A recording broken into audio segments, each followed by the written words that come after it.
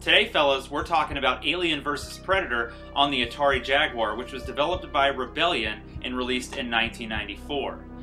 Alien vs. Predator on the Jaguar was a console exclusive and one of the big titles on the Jaguar that really sold some systems along with Tempest 2000.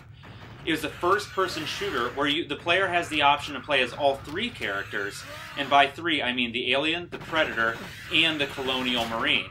Each one's got their own separate storyline and objectives to reach throughout the game, and it makes the game interesting and gives it lots of variation. Being that the game does offer you the choice between the three different characters, and they all play completely different. The Predator plays totally different from the Alien, who also plays totally different than the Colonial Marine. If you don't like one character, hey, no big deal, you can just move on to the next one. So here's the character select screen, and as you can see, we are given the choice between the three main characters, and the first one we're going to be talking about is the Alien.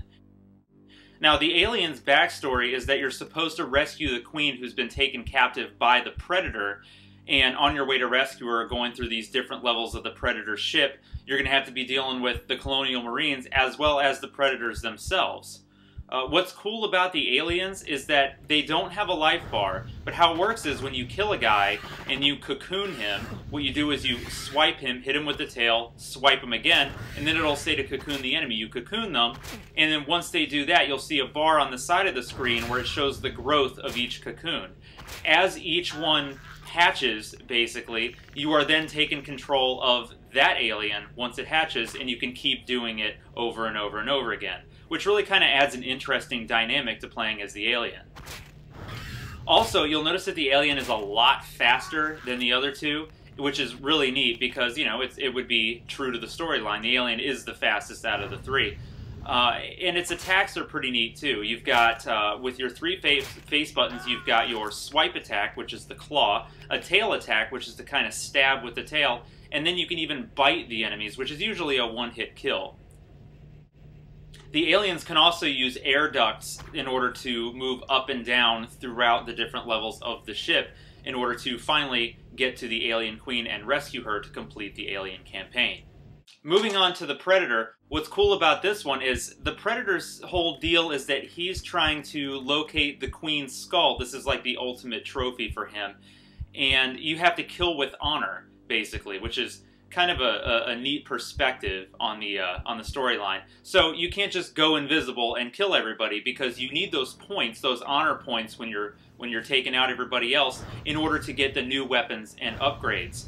The Predator has all sorts of different cloaks he can use from the movie, like the thermal vision, the night vision, and a couple others that really do come in handy when fighting. You can totally sneak up on the Marines while invisible, and then when you're right behind them, unleash the take off the cloak and then kill them, and you'll still get the honor points.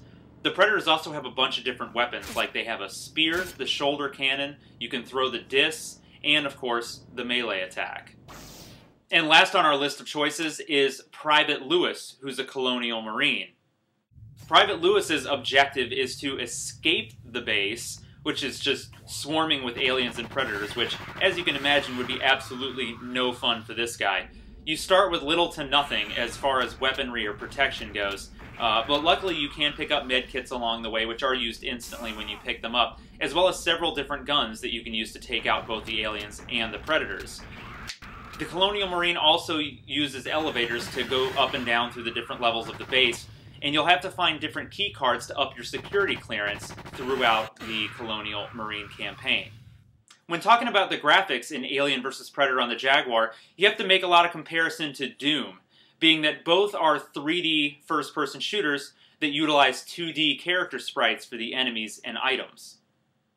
The backgrounds themselves really aren't overly impressive, but what I find kind of cool about the game is that each of the three selectable characters has an entirely different atmosphere that they kind of play through. The Aliens is very, alien-ish, and the Predators is as well, whereas the Humans is more just almost like a typical kind of human space colony style to it.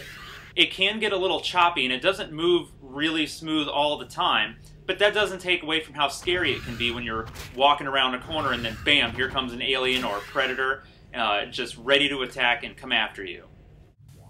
The draw distance in the game is actually fairly impressive. You can fire a bullet from one end all the way to the other and still kill an alien. I was definitely impressed with the amount of distance that the Atari Jaguar could draw for a first-person shooter.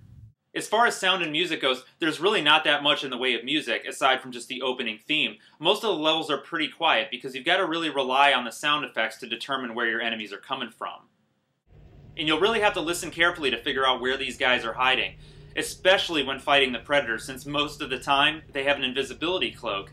And a lot of the time what they'll do is they'll actually taunt you. You can hear them using those recorded voice clips like in Predator 1 and 2 to sort of taunt you into moving in a certain direction or heading a certain way. So even with the lack of music, the sound effects work really well. It's very atmospheric and moody, and I love the inclusion of all of the trademark Alien and Predator growls and sounds from the movies. The controls in AVP really aren't too bad at all, even with the incredibly awkward Jaguar controller. This is one of the few games that actually takes advantage of the keypad.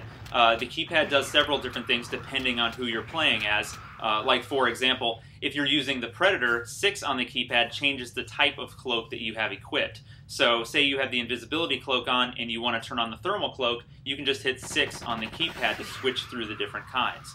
Also, on all 3 characters, the 7 and 9 keys are used to strafe left and right, which does come in handy, but at the same time, it's kind of awkward when you're in the middle of a fight and you have to reach down with your thumb in order to strafe left and right. So, bottom line is, it is still totally playable on a Jaguar controller, even though it can be a bit stiff at times. Also, as I had said before, the Alien character in the game is much quicker than the other 2, so it does control a lot faster. So, to sum up, AVP on the Jaguar is a Jaguar title that's actually worthy of some praise. It's scary, it's fun, and the graphics and sound are fantastic. It even controls well, like I said, on that Jaguar controller, so definitely worth a shot on the Jaguar. If you have a Jaguar and you don't have AVP, you don't know what you're missing. You definitely need to pick it up. And it's really not that expensive. I think you can get a copy of it now for about 20 bucks. As always, guys, thanks for watching and subscribing. Until next time, stay classic.